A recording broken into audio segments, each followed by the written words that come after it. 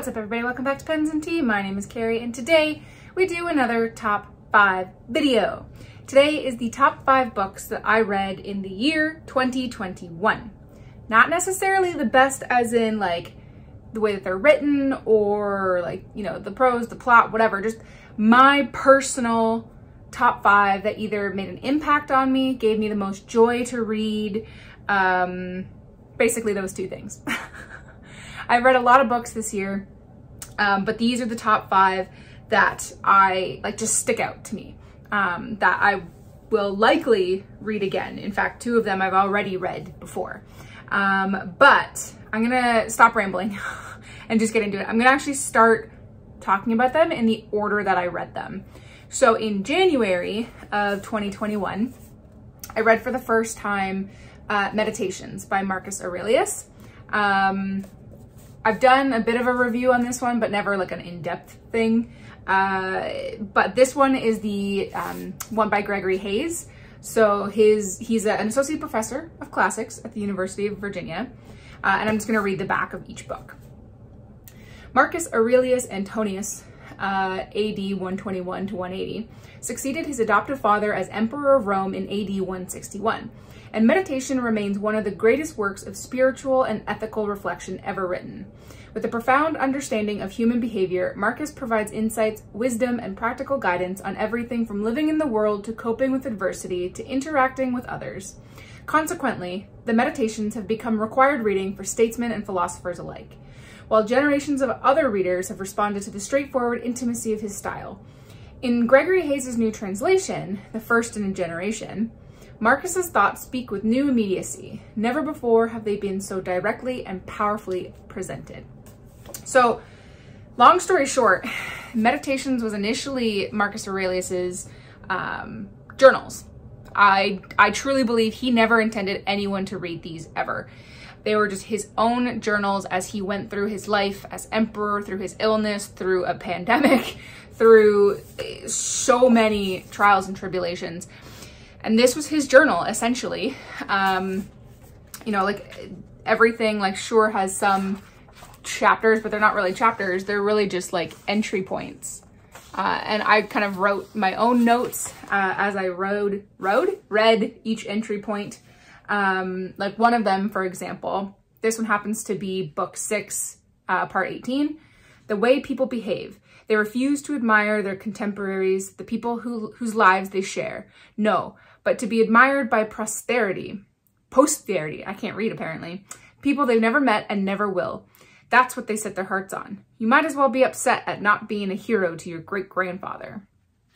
So that one in particular is live for the present, not the future. So stop living your life according to what legacy you're going to leave behind, because you have no control over that. You don't know the way people 100, 200, 500 years from now are going to think about you. Most of us will be forgotten. Let's just be real. Live for the present. You know, like make the choices you make like one after the other, because that's all you have. That's the only thing you can do. So there's just a whole bunch of things like that.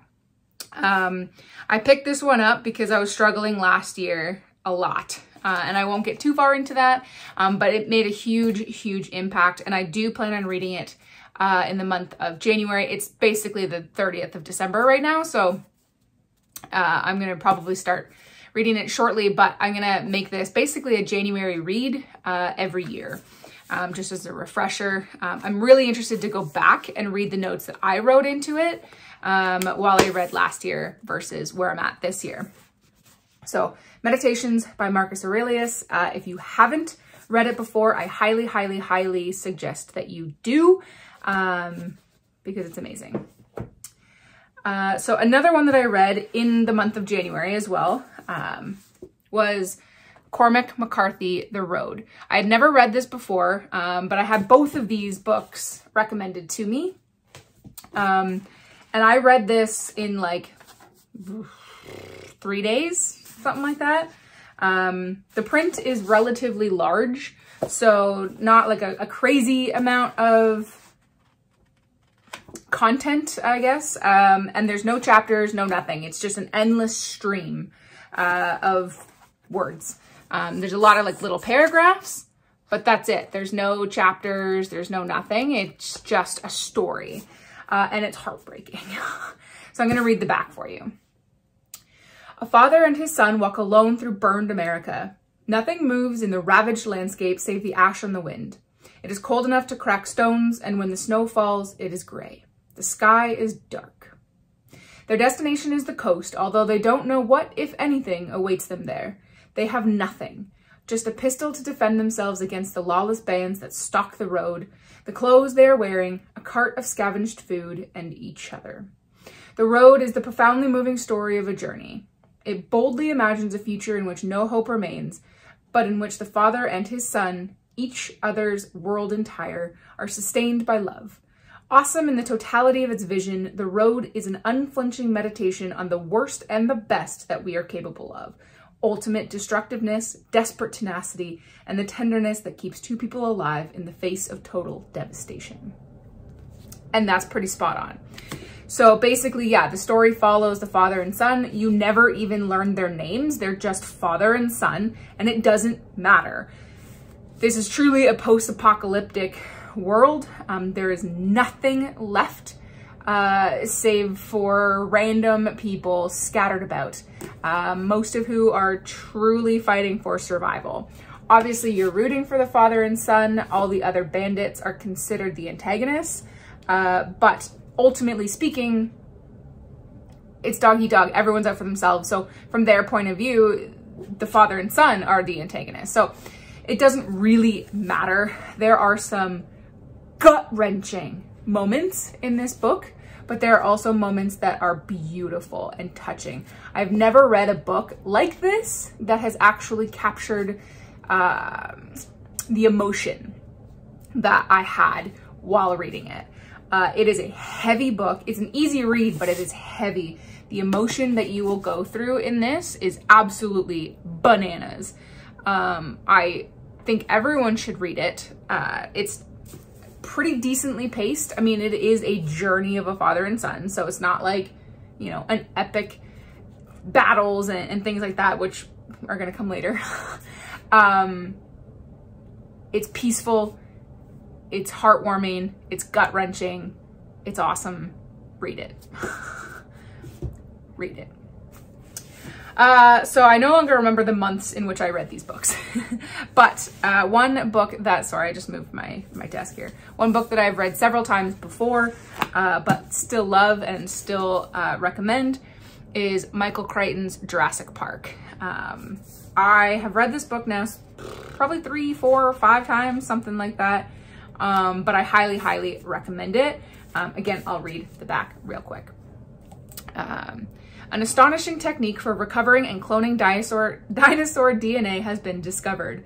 Now, humankind's most thrilling fantasies have come true. Creatures extinct from eons roam Jurassic Park with their awesome presence and their profound mystery. All the world can visit them for a price. Until something goes wrong.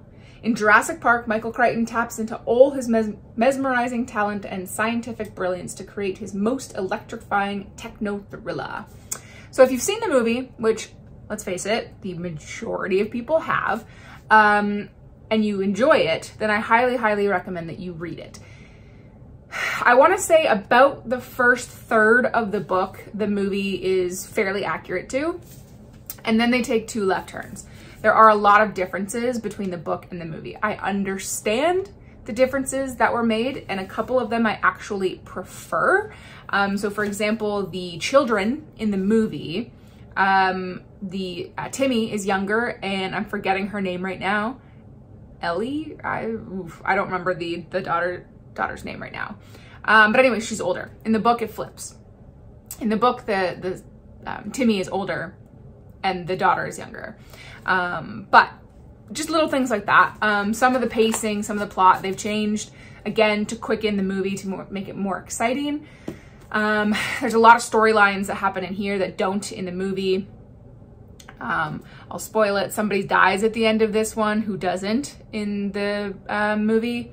But for the most part, I understand why they made all of those changes. But I really, really, really like the book. There is the second book as well, that the second movie again is based off of. That one is even more different. And I do prefer the first book over the second one as well. It's an easy read. This one in particular, like, happens to have smaller print. So if that's your thing, maybe look for a larger print. It's a relatively easy read. You don't have to think a lot, especially if you've seen the movie a million times. You don't even really have to pay attention to the characters as much when they build the character, because let's face it, if you've seen the movie 100,000 times like I have, even though I've read the book a million times, I still end up picturing the actors in here. But I highly recommend it. I like it a lot. I have a great time every time I read it. And I still get a little bit of like, oh no, even though I've read it a million times. So I think it's awesome. Another book that I have read before, not this particular version, but another book I've read before is The Hobbit by J.R.R. Tolkien. If you're following along with my book series, you know that I'm reading through the Hobbit and Lord of the Rings trilogy. And I do plan on reading the Silmarillion at the end of that as well. Currently, I'm about a third of the way through the Two Towers. This is not J.R.R. Tolkien's best work. It's not his best story either. This was initially a children's story. But I recommend that people start here, excuse me, not only because it comes before the Two Towers, or Lord of the Rings trilogy, but this one's a little bit easier to read because, again, it was meant for children. But it is still very much in Tolkien's style. So if you like this, then you're going to be pretty golden going through the Tolkien trilogy. Vast changes between the book and the movie. But again, if you like the movie, you will likely like the book. There's a little more action in the movies. Again, understandable, I suppose, compared to the book. But I really recommend it. This one in particular has illustrations from Alan Lee. So throughout the book, you'll get like, oops, I just had one. Full color page illustrations. And then you will also get, let me try and find one here, sort of half sketches throughout the book as well. I am, like I said, I'm reading through the Lord of the Rings trilogy right now, the same kind of edition with illustrations as well. And I really, really like it. It comes with the bookmarker for you. I really like a lot of this edition. I take the dust jacket off when I read, just makes it easier. But I highly recommend that you pick it up and you give it a go. I like this format too, mostly because the paper quality is amazing and it smells really good. Story-wise, I actually prefer the trilogy than The Hobbit, but the reason why I chose The Hobbit is because A, I think it's easier to digest for most people, and it kind of reignited that excitement that I had to reread the entire trilogy, which, like I said, I'm on book 2, so I haven't gotten the whole way through yet. Okay, and then one that I just finished a few weeks ago. So I just read this in December, but holy moly, did it grab my attention. Robert Jordan's The Eye of the World. This is book 1 of the Wheel of Time series. Yes, I am aware that the Amazon Prime people have made a TV show out of it. When I started reading it, I had no idea they were doing that. But I just stumbled across a YouTube channel from Daniel Green, and he's obsessed with Wheel of Time. And he sold it to me, so I started reading it, and then I was about a third or maybe halfway through the book. It's like 800 plus pages. When I realized they were making a show out of it, I purposefully waited till I read the whole book to start watching the show. I have watched the entire first series. I love and hate this show, but I'm holding reservations until season 2, because a lot of what they did in season 1, they did significantly out of order, but ended up making sense. And I know that they struggled hard at the end of this season because Barney Harris, who plays Matt, which is a pivotal character in the book, dropped out when the world exploded with, you know, the vid. So I know they had to change a lot of stuff like that. I am not thrilled at all what they did with my favorite character, played by Rosamund Pike, but I'm going to hold super negative judgment. I like a lot of what they did, but I dislike a lot of what they did. I also like a lot of what's happening in this book. I dislike a lot of what's happening in this book. But I read it and I was captivated almost immediately. He does have a lot of Tolkien influence, like I was saying in my December wrap-up video, if you watched that one not too long ago. So it does seem fairly similar to that, like with everything in Tolkien. Apparently he does develop his own style as the books go on. There are 14 of them, so it's going to take me a while. I have just started the second book. I just read the prologue so far, mostly because I want to try and finish the Two Towers before I get into the second book, because then I'll read the second book of this and then go to Return of the King. But I really liked it. This had me hook, line, and sinker.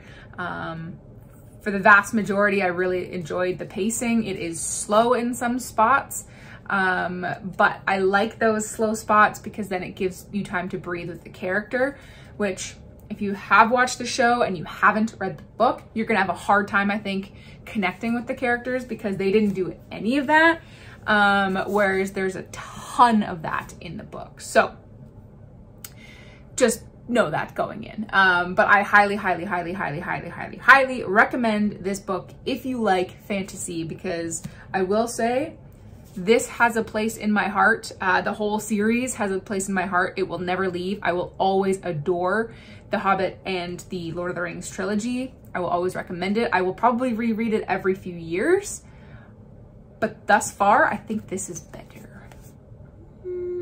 Now, granted, again, I've only read book one, so take that with a grain of salt for what you will.